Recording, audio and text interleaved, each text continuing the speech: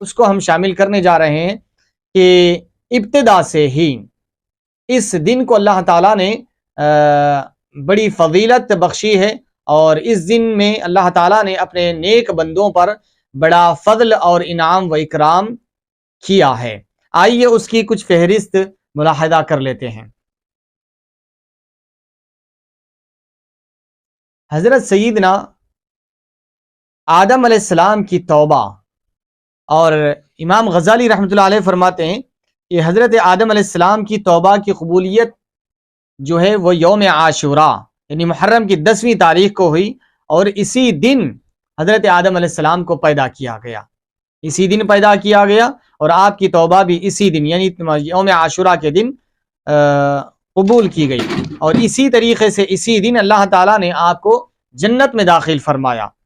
اور اسی دن عرش، کرسی، آسمان، زمین، چاند، سورج، ستارے، جنت، یہ ساری چیزیں جو ہے اللہ تعالیٰ نے یوم عاشورہ کو پیدا فرمایا۔ تو آئیے اس کی طویل فہرست ہے، میں اس کو شمار کرنے جا رہا ہوں، ملاحظہ فرمائیں۔ عاشورے کے دن کیا کیا ہوا، یہ حوالوں کے ساتھ عجائب المخلوقات، فیض القدیر، شرح جامع صغیر، غنیت الطالبین اور فیض القدیر، اسی طریقے سے غنیت الطالبین اور نزہۃ المجالس کے حوالے سے یہ ساری چیزیں ذکر کی گئی ہیں، اس کو ملاحظہ فرمائیں۔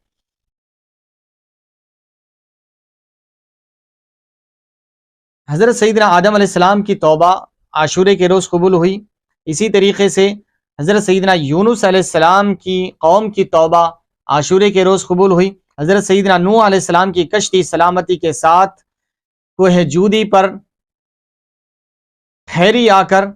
وہ عاشورے کا روز ہی تھا، اور شکریہ کے طور پر حضرت نوح علیہ السلام نے بھی روزہ رکھا اور دوسرے اپنی قوم کو بھی روزہ رکھنے کا حکم دیا تھا۔ بنی اسرائیل کے لیے جو دریا پھٹا وہ عاشورے کا روز تھا، جس میں فرعون کو اور اس کی قوم کو غرق کر دیا گیا، عاشورے کا روز تھا۔ موسیٰ علیہ السلام کو اور بنی اسرائیل کو نجات بخشی گئی، وہ عاشورے کا روز ہی تھا۔ حضرت ابراہیم خلیل اللہ علیہ السلام پیدا ہوئے عاشورے کے روز، اور حضرت ابراہیم علیہ السلام پر آگ، جو آپ کو آگ میں ڈالا گیا تھا، جو آگ گلے گلزار بنی، وہ عاشورے کا روز ہی تھا۔ اسی طریقے سے حضرت سیدنا عیسیٰ علیہ السلام جو پیدا ہوئے وہ عاشورے کا روز ہی تھا۔ حضرت سیدنا یوسف علیہ السلام کو جو قید سے نکالا گیا وہ عاشورے کا روز ہی تھا۔ حضرت یونس علیہ السلام مچھلی کے پیٹ سے 40 روز کے بعد جو نکالے گئے وہ عاشورے کا روز تھا۔ اسی طریقے سے موسیٰ علیہ السلام کی پیدائش عاشورے کے روز ہوئی۔ حضرت سیدنا ایوب علیہ السلام جو مرض سے شفا یاب پائے، ایک طویل عرصے تک آپ اس مرض میں مبتلا رہے، پھر اس کے بعد جو شفا پائی تو عاشورے کا روز تھا۔ حضرت یعقوب علیہ السلام کی بینائی، جو حضرت یوسف علیہ السلام کی غم میں روتے روتے، آپ کی جدائی میں روتے روتے جو آپ کی آنکھوں کی بینائی چلی گئی تھی، جو اللہ تبارک و تعالیٰ کے فضل و کرم سے جب یوسف علیہ السلام کے پاس ان کے بھائی آئے تو یوسف علیہ السلام نے اپنا قمیص نکال کر دیا اور جا کر یہ والد بزرگوار کے چہرے پر ڈال دو۔ جب چہرے پر آپ کا قمیص مبارک ڈالا گیا تو آپ کی بینائی جس تاریخ کو لوٹ کر آئی وہ تاریخ عاشورہ ہی تھی، محرم کی 10 تاریخ تھی، یوم عاشورہ تھا۔ اسی طریقے سے حضرت یوسف علیہ السلام کو جو کنویں میں ڈالا گیا وہ یوم عاشورہ تھا، اور اللہ تبارک و تعالیٰ نے وہاں پر حضرت یوسف علیہ السلام کی فرشتے کے ذریعے حفاظت فرمائی۔ کنویں میں گرنے سے پہلے جبرائیل علیہ السلام نے آپ کو بحفاظت کونے میں رکھ دیا تھا۔ اسی طریقے سے حضرت سلیمان علیہ السلام کو جو بادشاہت ملی وہ عاشورے کا روز تھا۔ سیدنا موسیٰ علیہ السلام کے خلاف میں جو جادوگر میدان میں مقابلے کے لیے آئے تھے، اور حضرت موسیٰ علیہ السلام کو اللہ تعالیٰ نے اس میں کامیابی سے سرفراز فرمایا تھا، وہ عاشورے کا روز ہی تھا، محرم کی 10ویں تاریخ ہی تھی۔ اور اسی طریقے سے رب ذوالجلال الرحمن علی العرش استویٰ، رحمان عرش پر اپنی شان کے مطابق جلوہ فگن ہوا، وہ عاشورے کا روز ہی تھا۔ اسی طریقے سے آسمان سے جو زمین پر سب سے پہلی بارش ہوئی، کیونکہ یہ بارش کا موسم چل رہا ہے اور آج ہم اور آپ بارش میں بھیگ رہے ہیں، بارش یہ اللہ کی رحمت ہے، تو جو آسمان سے زمین پر جو سب سے پہلی بارش ہوئی وہ بارش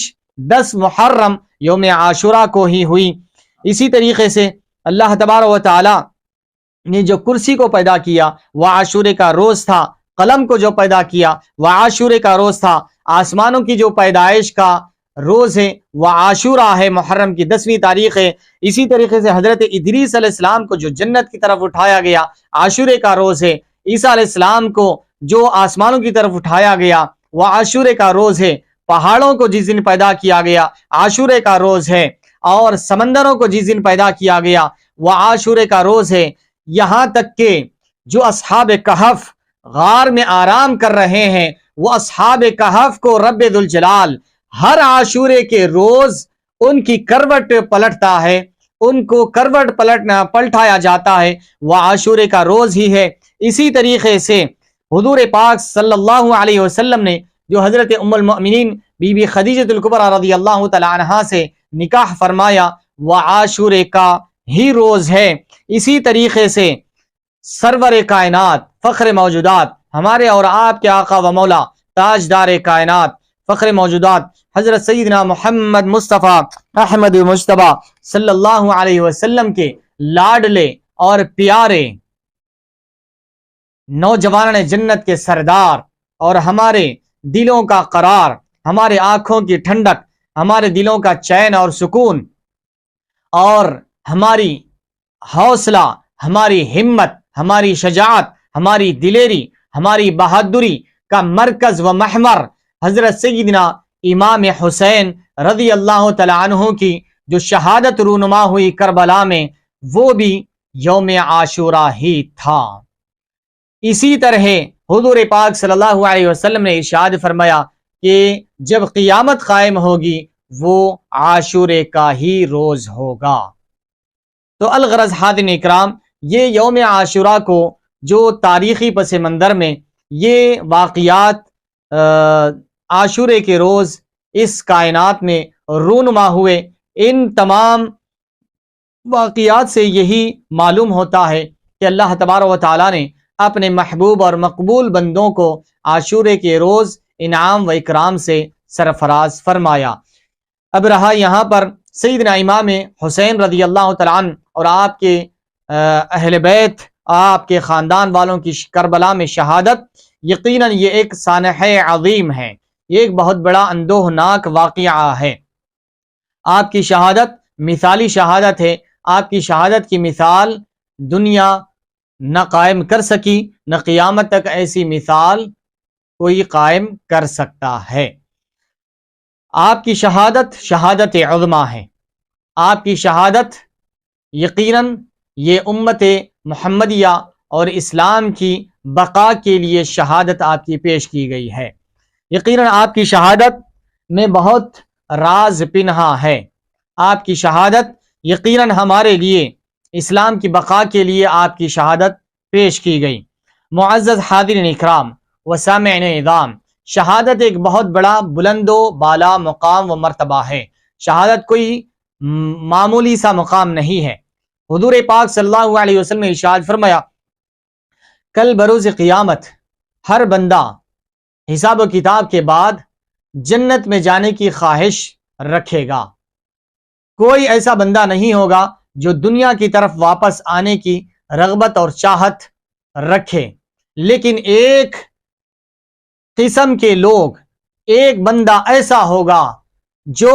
دنیا میں واپس آنے کی خواہش کرے گا اللہ کی بارگاہ میں، اے باری الہ مجھے دنیا میں بھیج دے، میں جاؤں اور تیرے نام پر لڑوں اور اپنی جان تیرے حوالے کر دوں، تیرے دین کے خاطر،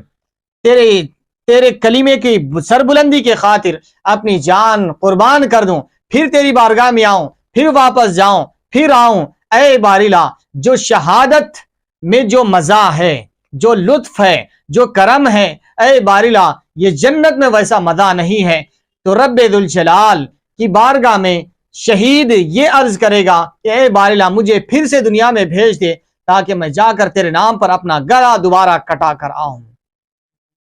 تو شہید کا مقام و مرتبہ بہت بڑا ہے۔ تو یہ نہ سمجھیں کہ عاشورے کے روز سب پر تو انعام و اکرام ہو رہا ہے، اور اہل بیت رسول پر یہ اندوہناک واقعہ، یہ اتنا ظلم و ستم، یہ